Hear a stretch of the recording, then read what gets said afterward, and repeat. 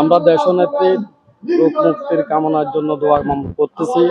আল্লাহ যেন ওনাকে সুস্থ করে, যেন সুন্দরভাবে যেন উনি নির্বাচনটা দেখে যেতে পারে। এটা আমাদের আশা, এটা আমাদের স্বপ্ন। এর ভিতরে আরো আমাদের আশা আছে। আমরা বাংলাদেশের ৮ম প্রধানমন্ত্রী কাজী জাফরের উত্তরসূরি পূর্বে ১৪ গ্রাম যে আসনটা, এটা আমাদের প্রাপ্য আসন।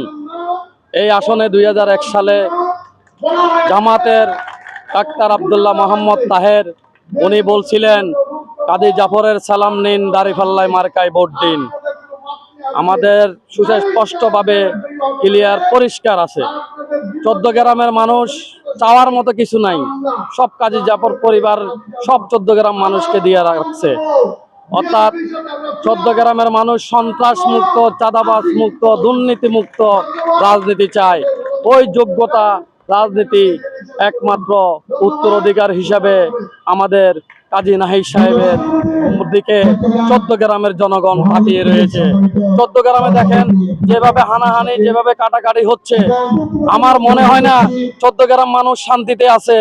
১৪ গ্রামের মানুষ ঘুমাইতে পারতেছে শান্তিতে। আমি মির্জা ফখরুল এবং বিএনপির যারা ভারপ্রাপ্ত দায়িত্বে আছেন সবার কাছে আমাদের আগতে মিনিত ভাবে বলতেছি, ১৪ গ্রামের যে আসনটা, এটা আমাদের কাজী জাফরের আসন। এই আসনটা আমাদেরকে না দিয়ে আমাদেরকে হতাশ করিয়েন না। এই আসনটা আমাদের প্রাপ্য আসন।